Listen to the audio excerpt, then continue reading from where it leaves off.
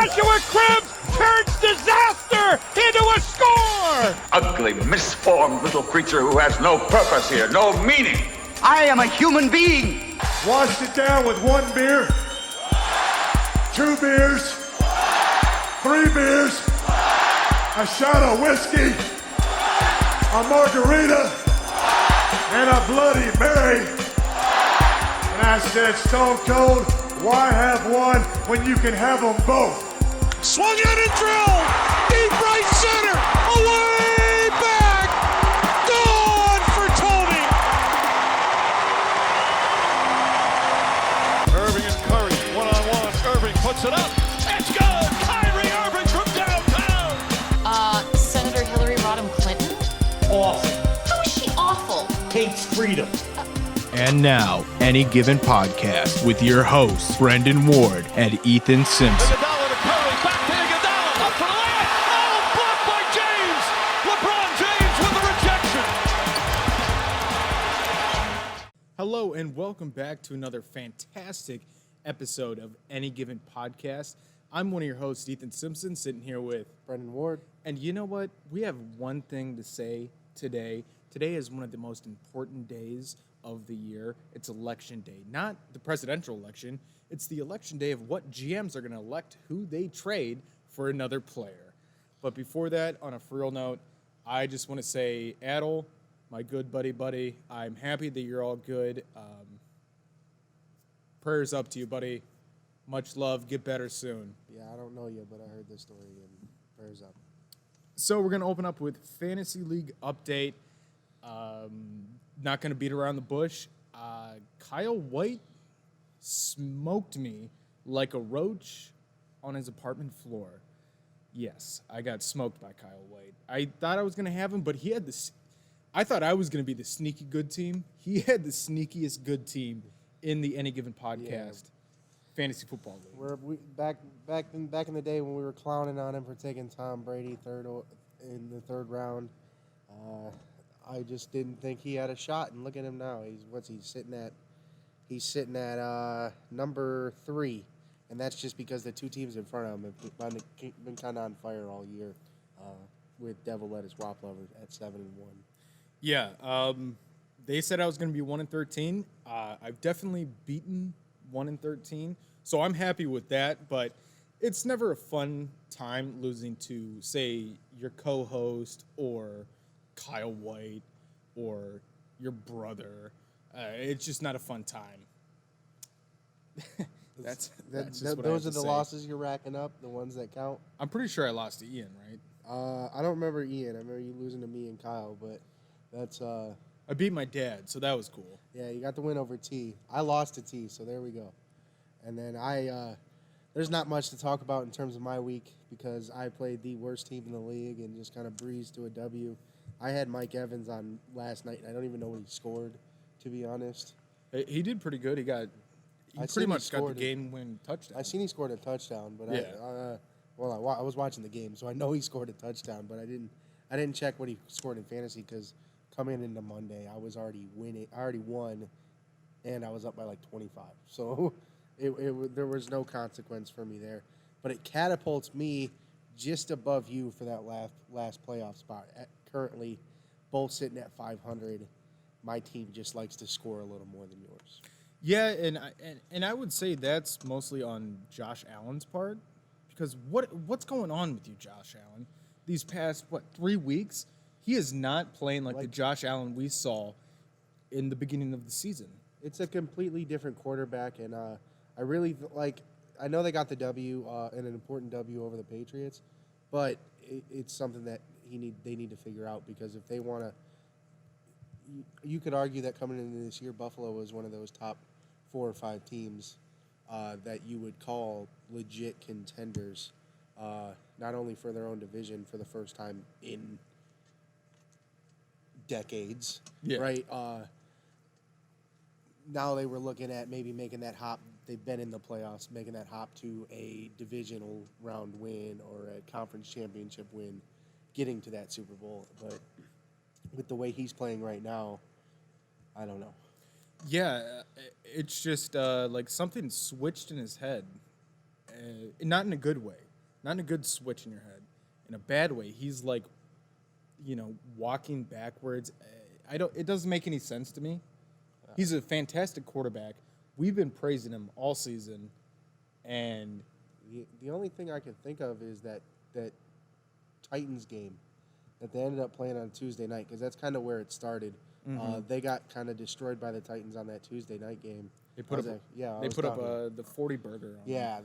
They got beat really bad, and maybe because he instantly, after a win on that Sunday, went from playing a Thursday night game to automatically not playing for 8 more days. So it threw off his schedule. It threw off everything, and it's unfortunately taking him 3 or 4 weeks now to get it back. Yeah, and I understand when you're an NFL quarterback in your 3rd season, any season, maybe not rookie. Rookie, you can adjust a little bit, but any of those seasons and your mind is set, like, all right, we're playing, Sunday, or Sunday, Thursday, Sunday, Monday, something like that, and then you get a Tuesday night game, throws everything off. I completely agree with that. Moving on, we're going to get to the NFL, real NFL, not fantasy NFL. The Browns battled the Raiders in pretty much a classic Cleveland forecast game. You saw all different seasons in 60 minutes of football. So I don't know who Fox put on the call of the game because I was out of town, so I had to watch that call. But whoever was calling it called it grapple. Yeah. And I don't even know what that means. That was just, does grapple mean everything? First the wind's going 20 miles an hour this way, then 15 the other way. Then it said rain, sleet, snow, hail, whatever, whichever one you could think of. They had that all at the same time. So I'm guessing that's what grapple means, but I've never heard it called grapple before, and I was just sitting there laughing. I think Chris McNeil, don't quote me on this, but I believe it was Chris McNeil, said this was something that his older relatives at Thanksgiving would try to get him an app for him to invest in. Put your money into Grapple.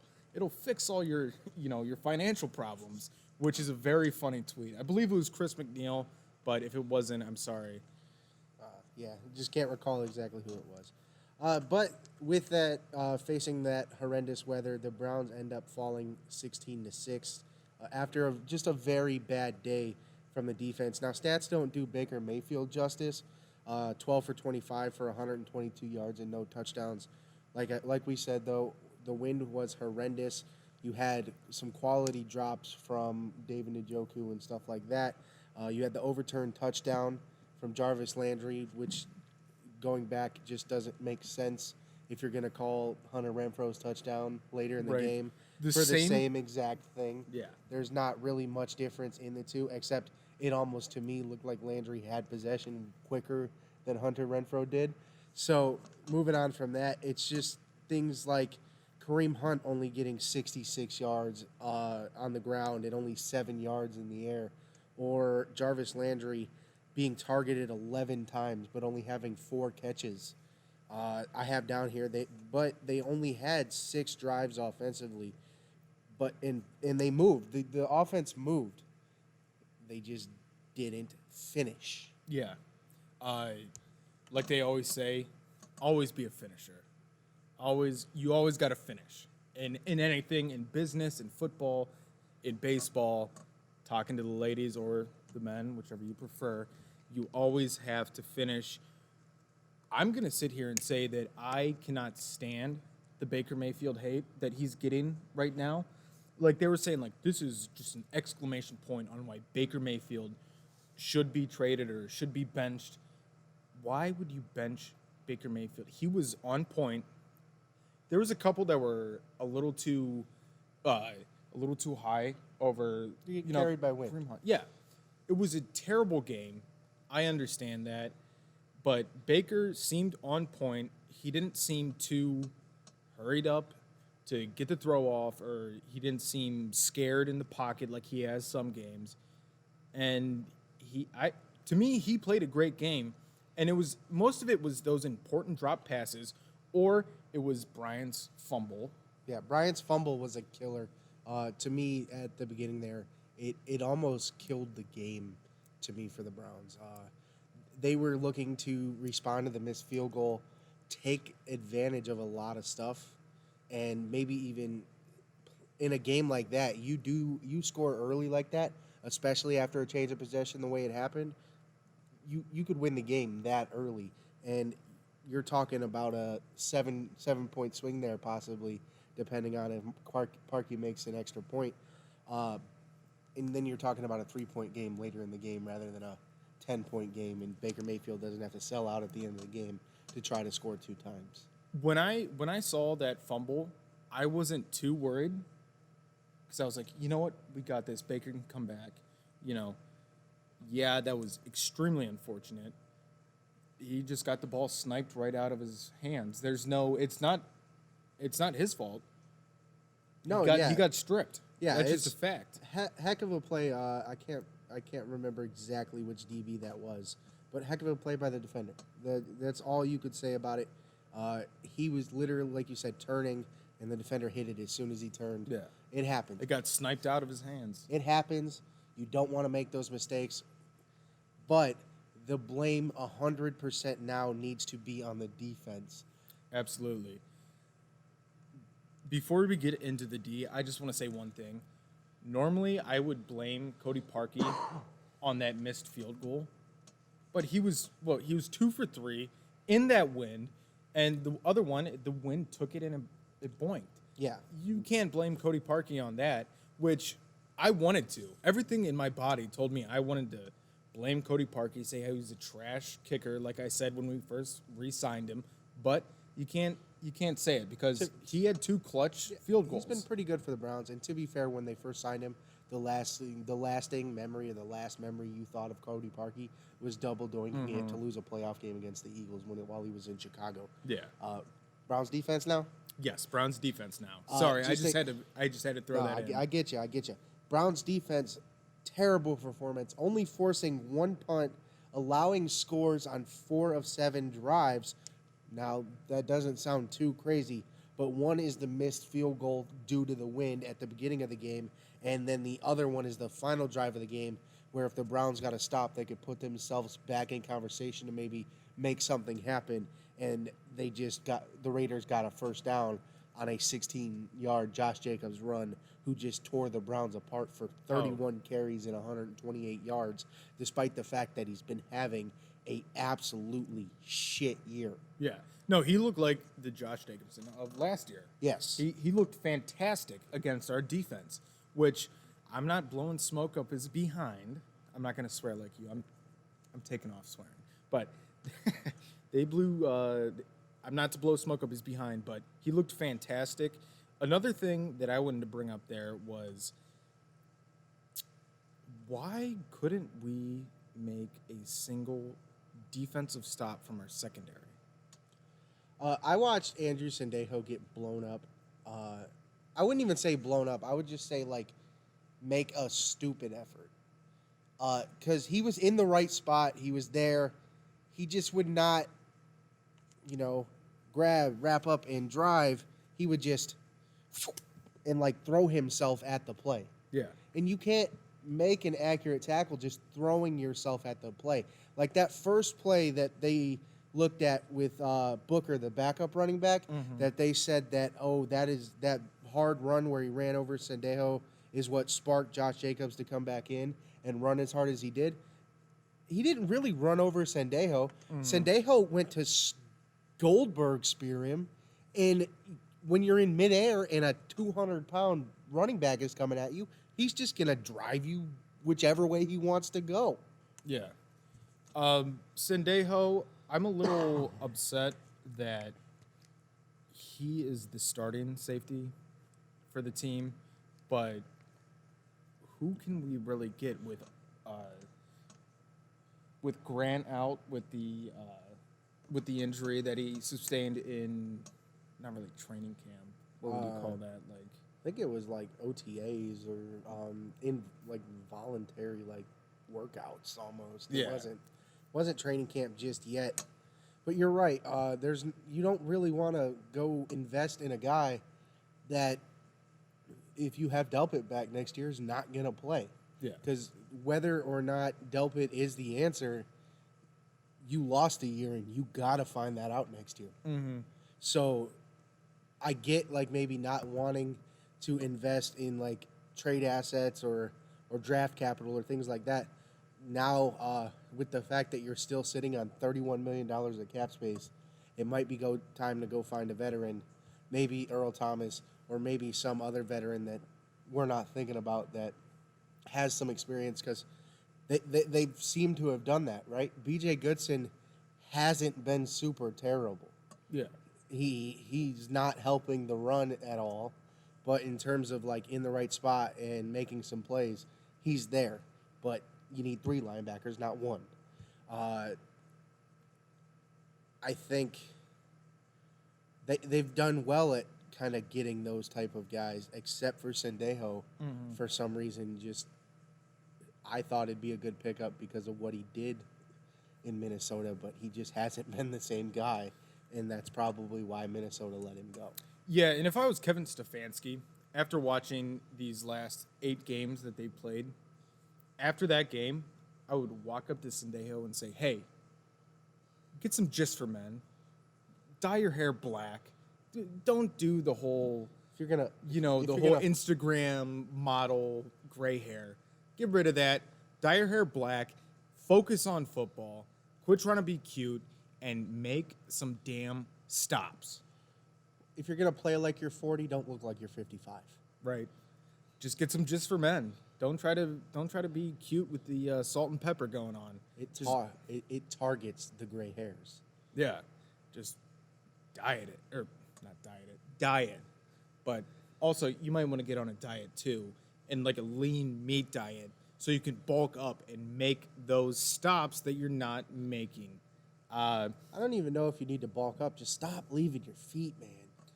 You can't push through somebody when you're trying to spear them. It doesn't work unless your opponent is pulling himself backwards. That's why Goldberg can spear through people. Right. Because people fall backwards when he hits them on purpose. I mean, and it's also not high school football. Yeah, you're not hitting some kid. You're not hitting a 150-pound kid that just they brought up from JV because of an injury that happened to one of their varsity guys. I have some friends that love Sendejo. I don't get it. I think he should be gone. I think they should not retire the number 23, but the number 23 should never be worn in Cleveland again. Joe Hayden, Sendejo, no bueno. Yeah, that's no bueno. I'm just saying Sendejo is in the back end of that, and Derrick Henry is coming up, and me, a significantly larger man, would still rather get shot in the leg than try to tackle Derrick Henry. So maybe learn how to use your arms quickly. I mean, if Derrick Henry was running at me and I was on the defense, I would just move aside and hand him a cup of water like the people at marathons. If like, that defense that showed up on Sunday shows up in that Titans game, Derrick Henry's going to have like 279 yards or something like that. Yeah. Like they won't even have to throw the ball. They're just going to every time. Yeah. Tannehill will throw 5 times for 45 yards. Yeah. But Derrick Henry will have 6 touchdowns. Speaking of the Titans game after the Week 9 bye, the Browns are looking to get, hopefully, knock on wood, Nick Chubb back, who was an essential part of our offense. They said he is making great progress, and hopefully he can be back for Week 10. I believe they said Wyatt Teller. I don't know if he's scheduled to be back for Week 10, but he's working on it, and they said for sure that Hooper will be back for Week 10. Yeah, Hooper's kind of, we didn't talk about it last week because it wasn't really announced till later on Monday, so it wasn't even like that big of a thing. He missed that game last week and this week because appendicitis. He had emergency removal of his appendix, and anytime you have surgery, you're going to be laid up for a while. 2 weeks sounds about right, and him being back, especially after a bye, I imagine he'll practice fully over the bye whenever they do go in the building, because they are currently out and they're doing video training only sessions because they said an active player, they didn't name who it was, had COVID-19 on Monday. Yeah, I'm still kind of curious as to who had COVID. I hope it's not. Let me say I don't. Let me rephrase this. There's no good way to say Yeah, it. there's but I no. hope That it's. just, Yeah, I'm it's just gonna. better to just stay off of it because if you can't think of the words, it's just going to be misconstrued somewhere else. Yeah. No matter what your intentions are, no matter, I'm sure they were fine and I'm sure they were good. It's just I'm just not gonna say somebody it on the because, other yeah. side of that is They gonna, can cut it up and do all somebody that. on the other side of that is gonna say it, and you're gonna get attacked on Twitter or something. So, appendicitis, you know, what killed Houdini. It did. I didn't know Pretty that. sure it was Houdini. He got punched in the stomach. He didn't know he had appendicitis, and it instantly burst. And Yeah, I did not know that. so it's good that they caught it early. Yeah, well, it's deadly if it bursts. Yeah. It's not something to play around with. Sure, it's not the biggest thing that you have to worry about in terms of your terminal health, because oftentimes it is just a quick, let me get in there real quick and pull it out. And Right, and then take 2 weeks of yeah, just chill out. healing, and then you're fine. Yeah, just chill out. So it's not like the worst thing to have to deal with, but it is, if it does burst, get really deadly really quick. And it's not like something you want to deal with. And considering it doesn't really have a use in your body. Right, unless you're eating raw meat and Yeah. dead animal. Well, not dead animal. Dead raw animals that you found on the side of the road. Roadkill. There you Yeah, go. don't eat roadkill. Don't ever stop on the side of the road. I don't care if you eat deer, if you're a hunter or anything like that. If the deer is dead on the side of the road, please do not stop and grab it. All right, so moving on from the Browns, around the NFL. Around the NFL. Do you want me to start?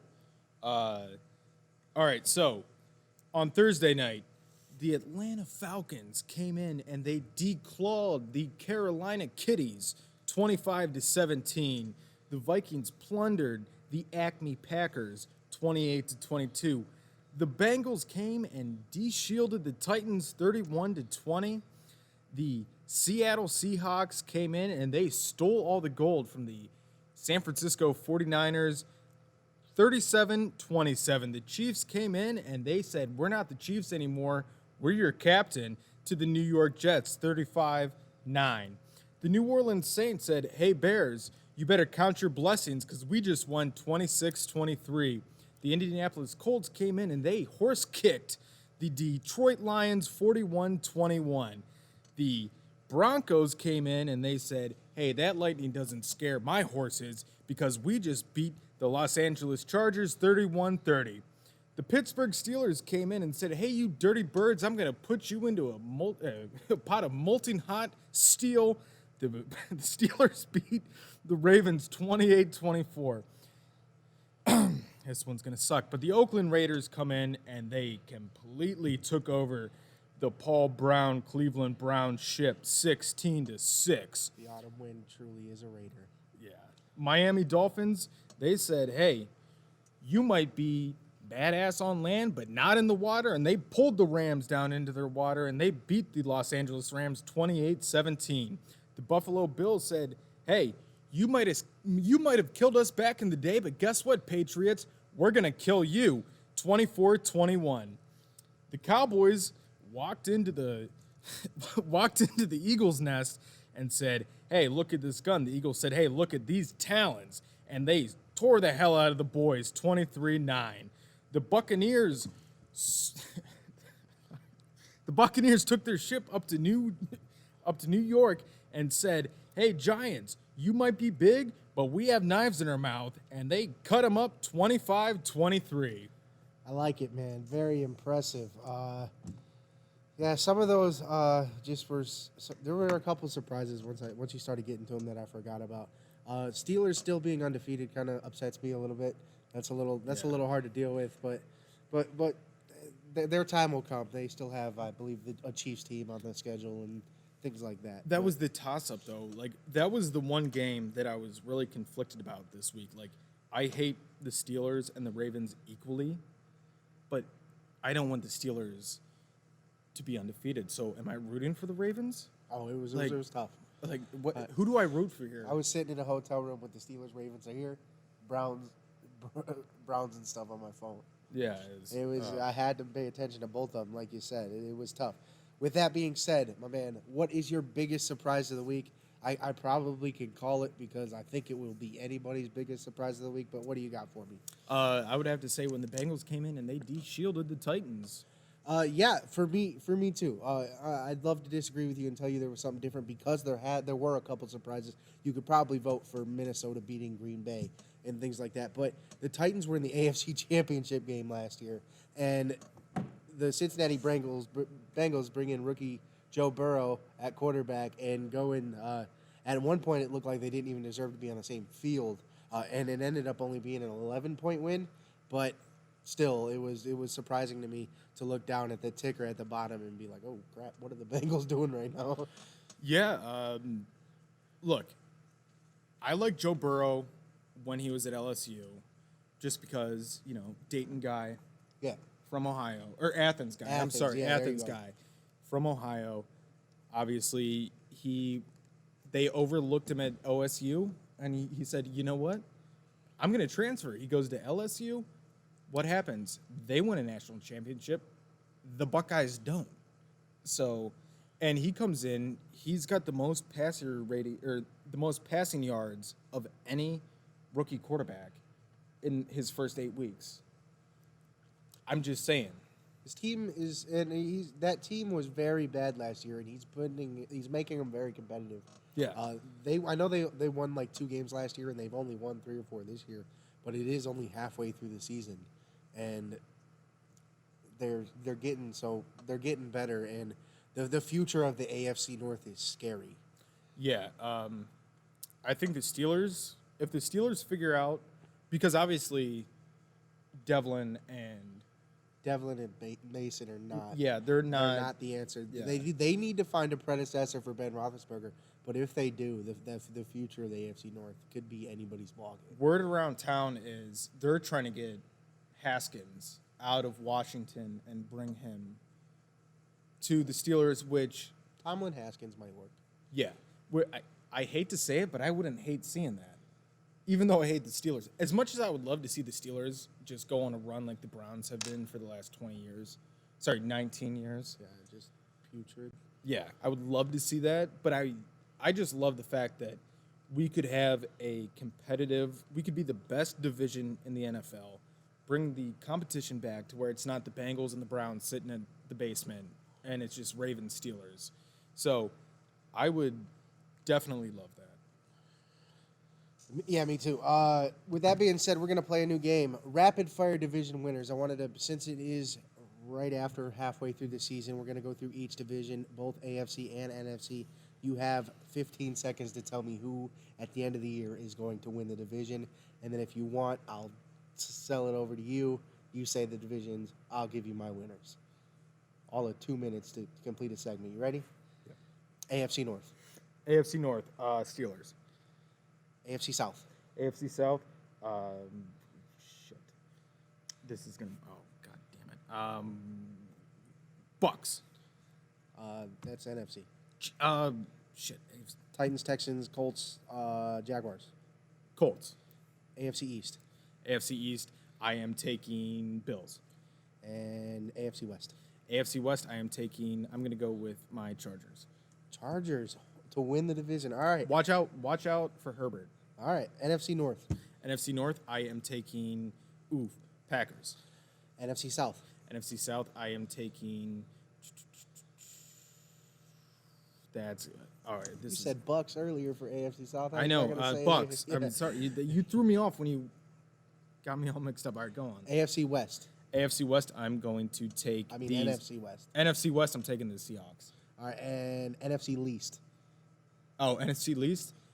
Watch out for Daniel Jones. Okay. I mean, it's still very possible. That's The just a fact. division-leading Eagles have 3 wins, so it's still very possible. All right, whenever you're ready.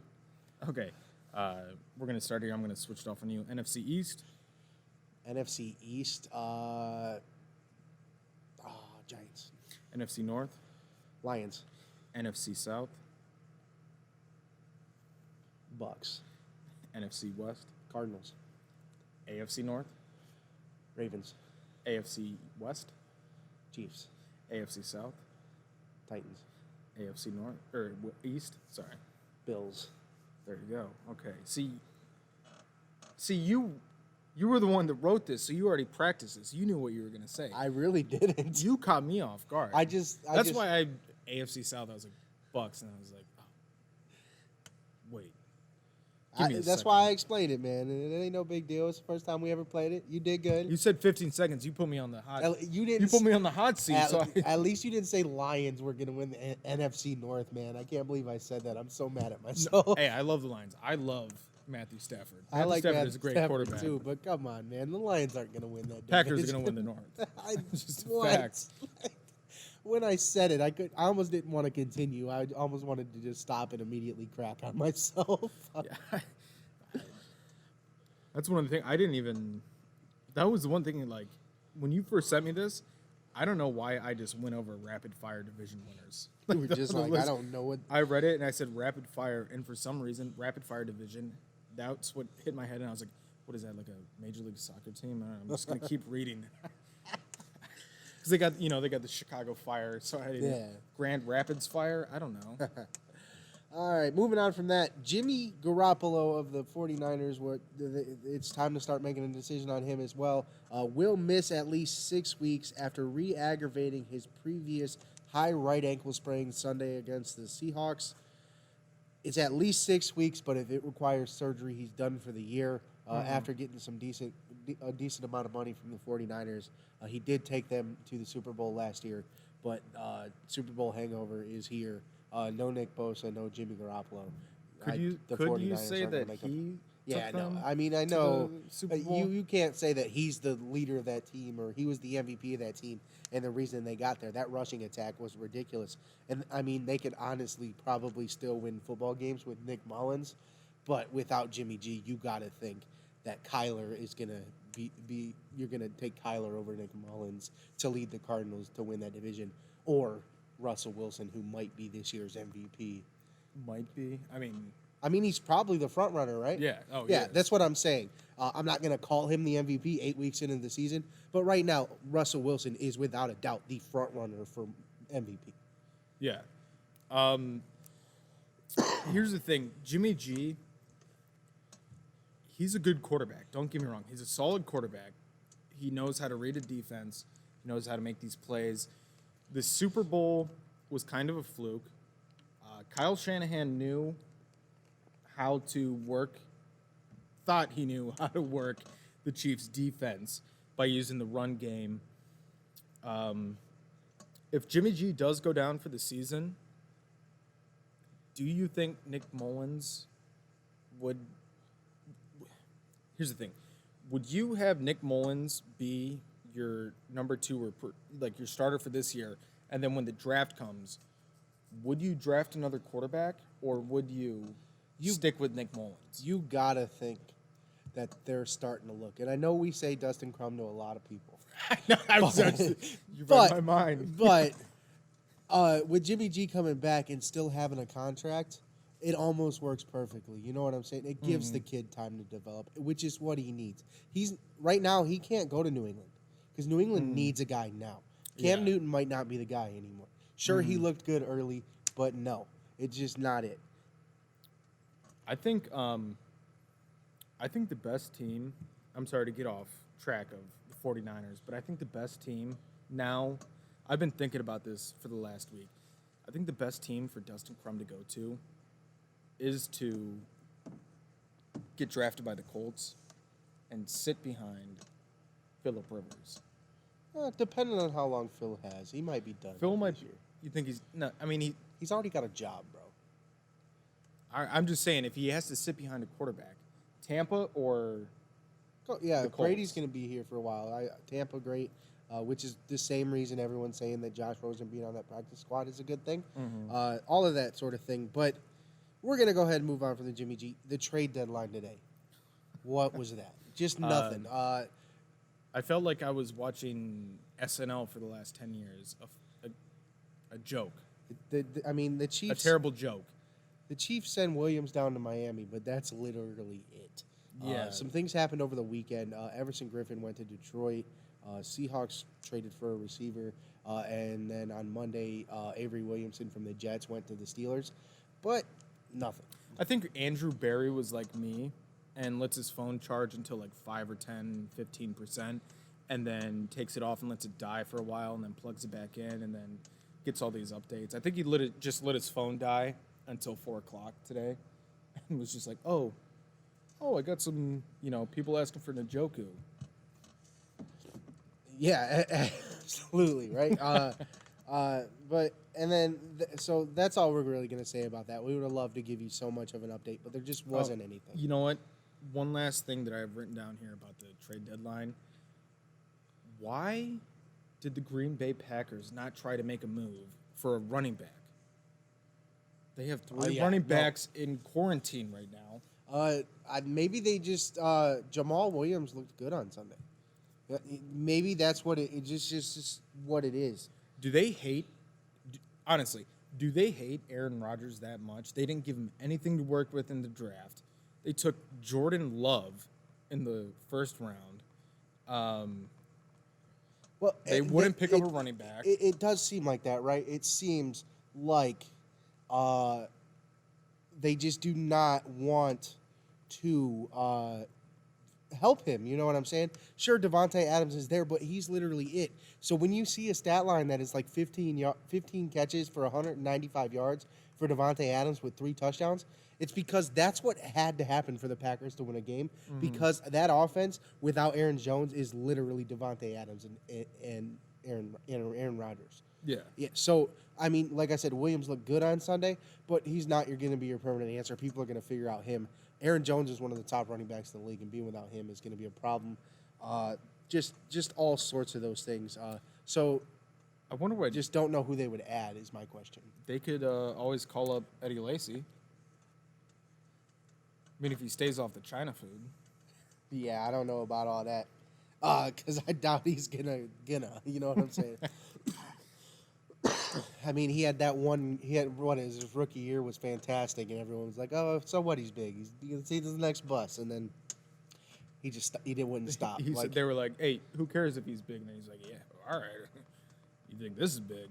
Yeah, right. And then I can get bigger. It's the first time I've ever been like paying attention to sports, and ESPN pops up, and it's like, "Hey, Eddie Lacy gets weight incentive contract," and I was like, "What?"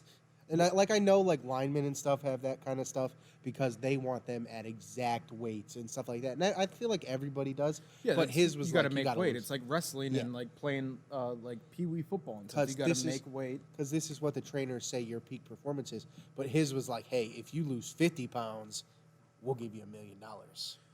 And I was like, "For $1 million, I'd lose 400. I'd be for $1 million. I'd be 30 pounds." For $1 million, I might just get extra. I could get bodybuilder big. I wouldn't even live at home. Like you'd catch me sleeping in the locker room at the gym. Oh yeah, right. Like I would never leave that place. I'd want to sweat. I'd maybe even sleep in a sauna just so it'd make me sweat 24/7. I'd wake up and shower. I'd be a prune. You wouldn't catch me for $1 million.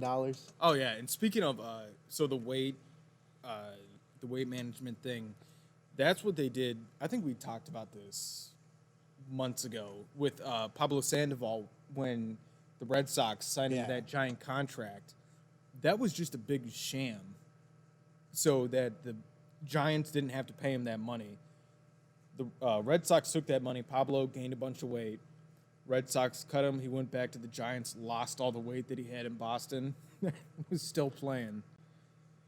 But moving on from trade deadline and talking about China food and Eddie Lacy. And NFL in general.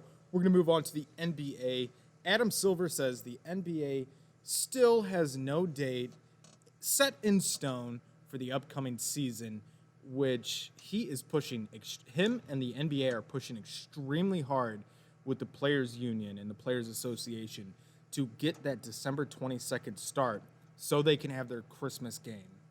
Yeah, and you got to start thinking, if not then when, right? Because how far into January can you go and still try to pull off 72 games so that it's not just another bubble season? Or are you going to do that? Are you going to be like, hey, we're going to have a 50-game season, and we're going to take everybody down to Orlando now?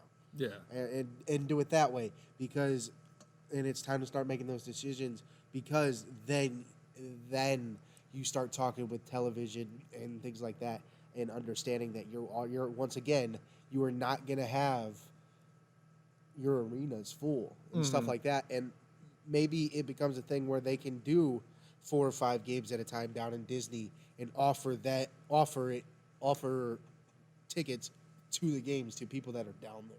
Yeah. So then, like, if you're scheduling a trip in April to go down and you're a fan of basketball, hey, you can catch. And then they sell it as a once. When is this ever going to happen again? You know what I'm saying? Yeah. They sell it as that, and I feel like they can make a lot of money that way.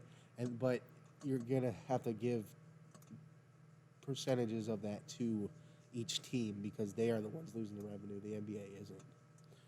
Well, here's the thing with the NBA. The NBA, I guess they did a smart thing with the bubble, but they completely wrecked next season's season. Yeah. Or next season's season. Does that make sense? The next season. The next season. Like baseball, they did 60 games so that they can have the World Series at the same time as they always have. The NFL started on time, same thing. The NBA ends in June, so starting in December would push that back to August, September. Yeah, well, they still want to get it all in by June, the next season. They're trying to put 72 games in 5 months, which has never been done before because they normally do it in 7 or 8. It's going to be tough for them, but like you said, baseball ended in October, late October this year. But if it seeps in November, that's kind of normal, right? Yeah. But basketball normally ends in June. This year, it ended October 12th. Remember back in 2003 when LeBron debuted? Mm-hmm. October 17th, 2003. Yeah. So they normally start a week later than what they ended this year. Yeah. So you're going to try to fit a whole offseason by December 22nd, which is if it's what has to happen for them to do it and if they can come to an agreement. But there is that union and there is that kind of stuff that prohibits them from doing all that. Why wouldn't they just start at the beginning of December? Because half the teams in the league weren't in the bubble.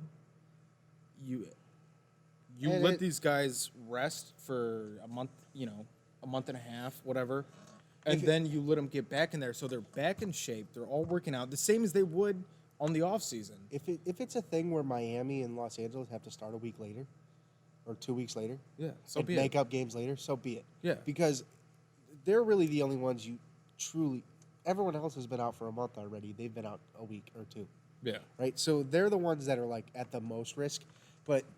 We're talking LeBron James and Anthony Davis. Now, Anthony Davis does have the injury history, but LeBron James is a freak of nature. He's been injured like once. Like we've said a million times on the podcast, he was created in some kind of laboratory. Like a mad scientist put this perfect human specimen into, Yeah, absolutely.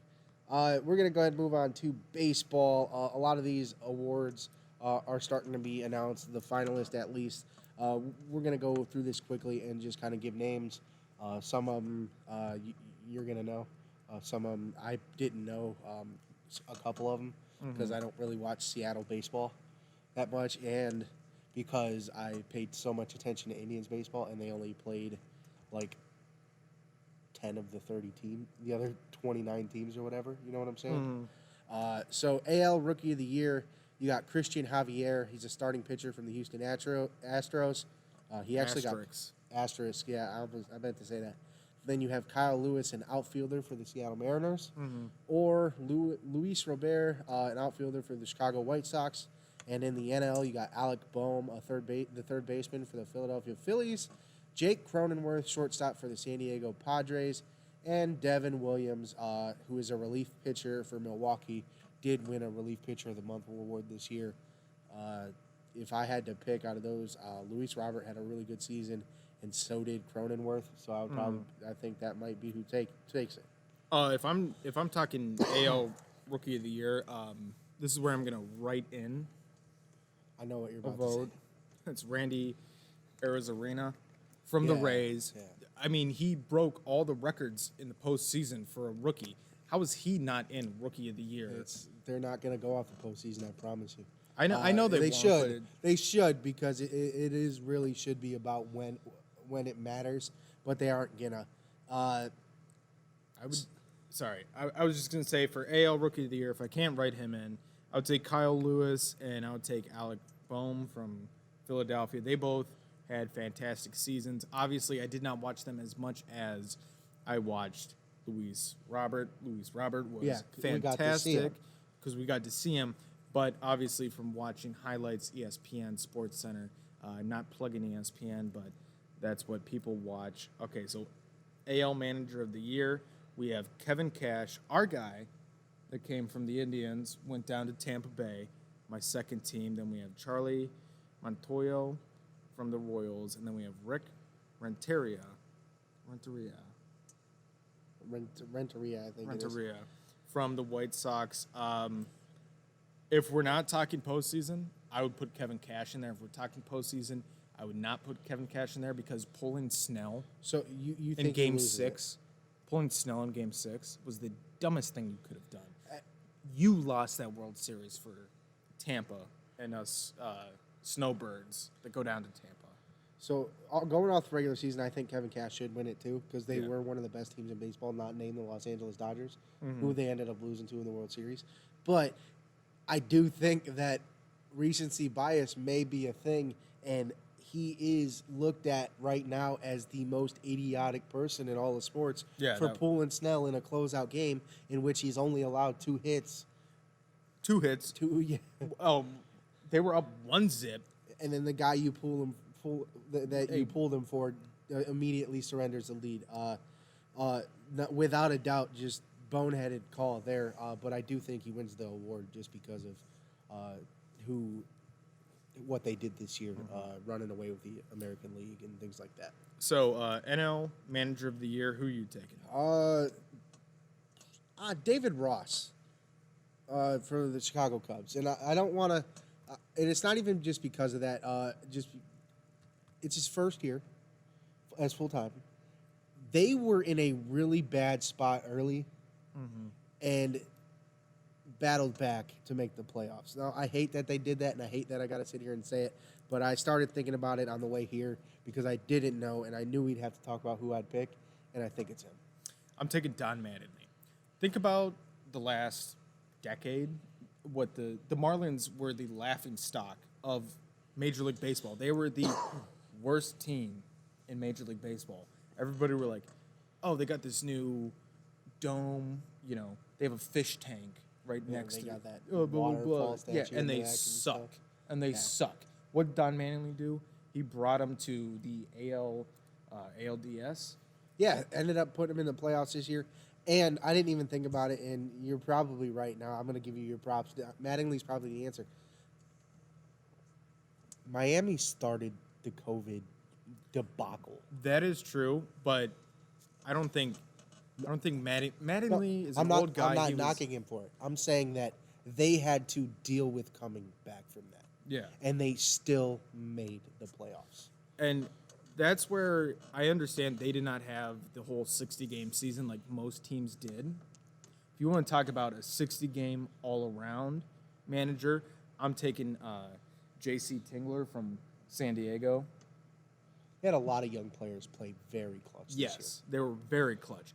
But if you think about taking a team from bottom of the barrel, if you think about it, Don Mattingly is doing right now what Kevin Stefanski is trying to do with the Cleveland Browns. Yes. I'm not saying the Browns are the laughing stock of the NFL, but we haven't been the bottom of the barrel. The Jets are the bottom of the barrel. I've looked at the Jets' schedule. I'm not sure they can win a game this year. No, the Jets are the bottom of the barrel. But Don Mattingly is pretty much doing what Kevin Stefanski is trying to do with the Cleveland Browns, and he succeeded to do that. And congrats to him. Derek Jeter, don't say that your players went out in Atlanta to go pick up milk from a convenience store. 9 people went to get Yeah. milk. No, they went to a strip club. They did not go out to get milk. That's a fact. This is not the 1918 or 1930s, whatever. They're not picking up milk. I mean, just we know what's going on. I mean, whatever. They broke the rules.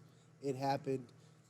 They moved on, and whether they didn't have that many less games than other people, and they were still able to go through a series of doubleheaders that nobody else had, and things like that to make up games and still make the playoffs. It was impressive to me. So will give you your props, and Don Mattingly is probably the right answer. But moving on from Manager of the Year into one of the most important awards, at least I think in baseball, the Cy Young. In the American League, your finalists are Shane Bieber, Kenta Maeda, and Hyunjin Ryu. I hope I said that right. This is probably the best way to say it. I don't even really need to go into Maeda and Ryu because I feel like Bieber ran away with this. Yeah, there's no early. question. There's no question Shane Bieber, AL Cy Young. I don't think anybody can question that.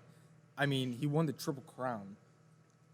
If the Indians can consistently score 3 runs when he's on the mound, he would have been undefeated this year. Yeah, I mean, he is Corey Kluber. If Corey Kluber had that even more clutch gene.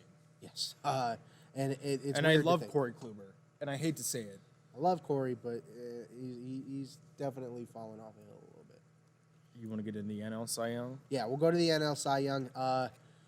Former Indian Trevor Bauer, Yu Darvish from the Texas Rangers, and Jacob deGrom from the New York Mets.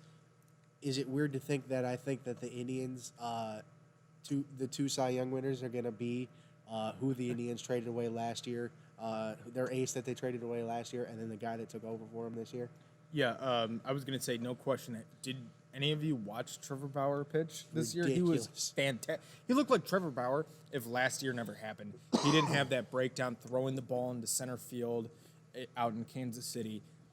So AL Cy Young, Shane Bieber, NL Cy Young, Trevor Bauer. That's not even me being a homer.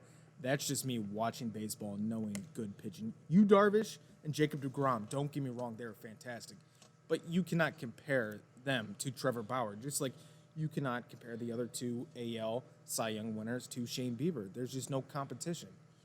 It's a fact. Trevor Bauer enters free agency this year, this offseason, and it's probably going to be one of the most entertaining free agencies I've ever seen.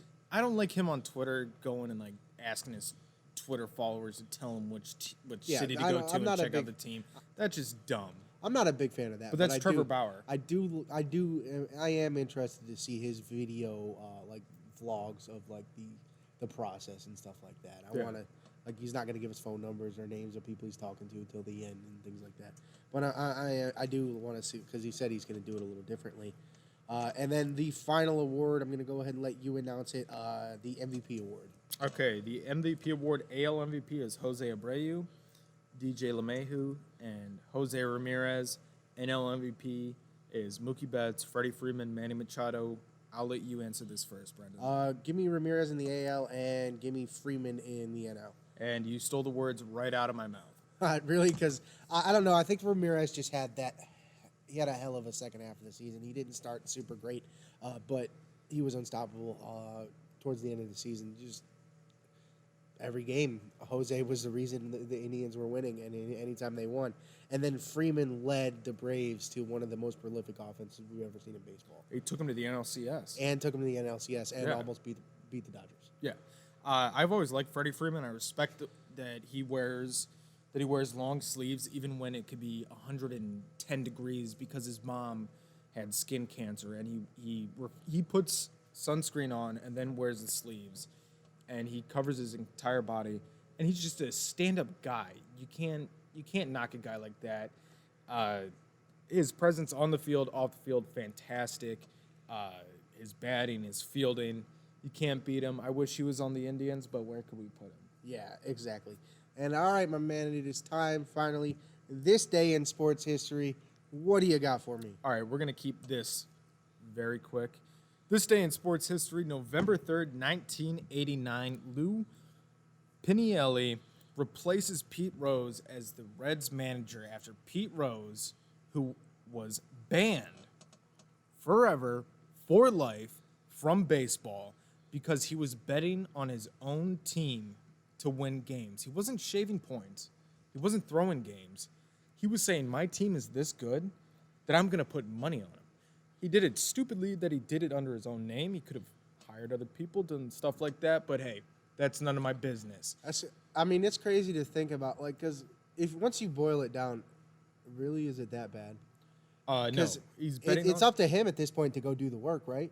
Yeah. He goes and bets on himself. It's up to this point. It's up to him to go get his team to do the work, right? Yeah. So, like, I'm all for giving him, removing that and putting him in the Hall of Fame because he's undeniably one of the best ever. I mean, here's the thing. He had a 303 batting average, 4,256 hits as a player. Don't put him in the Hall of Fame as a manager. Yeah. He deserves to be in the Hall of Fame as a pitcher, and that's something when I talk about the ships that I will go down with, I will go down with the Pete Rose deserves to be in the Hall of Fame ship as a player. Look, I understand gambling in sports when you're on sports, or gambling on sports when you're in sports, is wrong. But it wasn't like he was shaving points like longest yard, you know. Yeah, he wasn't Paul Crew. Yeah, he was like, this is my team. These guys are, choice word, awesome. I'm going to bet on these guys to win. Yeah. Essentially, he was betting on himself. If he was betting on point totals, it would be a problem. If he's going there and being like, hey, don't score here. Yeah. That's a problem. That's a Yeah. problem. But if I'm going to be like, look, my team's better than yours, we do it every day, right? Right. Hey, I bet you the Cowboys are going to beat the Browns. I would have taken that. Yeah, bet. you probably should have. But that's what I'm saying. That's essentially what he was doing. Hey, I bet you that the Reds are going to win this baseball game, and then he's going to go manage them to a win. Yeah, pretty not the much. end of the world. He was just swinging big dong. Yeah, when he was really, saying right? that, like, right. He's this like, is my team, but yeah. So Pete, Charlie Hustle Rose, I hope you get into the Hall of Fame soon before you pass away. But it's disrespect to his playing career that he's not in the Hall of Fame. Rob Manfred, if you had any sort of dignity and respect for the game, you would put Pete Rose in as a player into the Hall of Fame. He deserves to have a plaque in the Hall of Fame in Cooperstown. It's just a trophy. That guy. You want him to do something? The guy that said it's just a trophy. Yeah, it's just metal. It's just the commissioner's trophy. The Astros knew every single pitch that people were playing and throwing, and they banged on a drum. It's just metal. Well, get out of here, if man. they wouldn't have told us they cheated, we wouldn't have known. I wish yeah, Bud Selig was still commissioner. Yeah, we did. But whatever, we're gonna move on. That is the rest. That is the end of this episode of Any Given Podcast. We thank you for tuning in. I hope you have a wonderful rest of your week. What else you got for me, Ethan? You can follow me on Twitter at ETHSimpsonCGOD. You can follow me on Instagram at ETHSimpson. You can email me at ETHSimpson@gmail.com. Had to throw in that. There's a dot there. I said ETH.Simpson. I thought you just said ETH Simpson. Maybe I'm not listening. Maybe I'm a little off. Had to throw it in there for good old sake. I jumped the gun a little bit. I mean, you can still have a great rest of your week, but you need to follow me at BWardTLE on Twitter, B.Ward52 on Instagram, Facebook.com. You could follow the podcast, Facebook.com/AnyGivenPodcast, Twitter at PodcastGiven, and Instagram, AnyGivenPodcast. Now I say it. Once again, you have a wonderful rest of your week. God bless, stay blessed, and put Pete Rose in the Hall of Fame.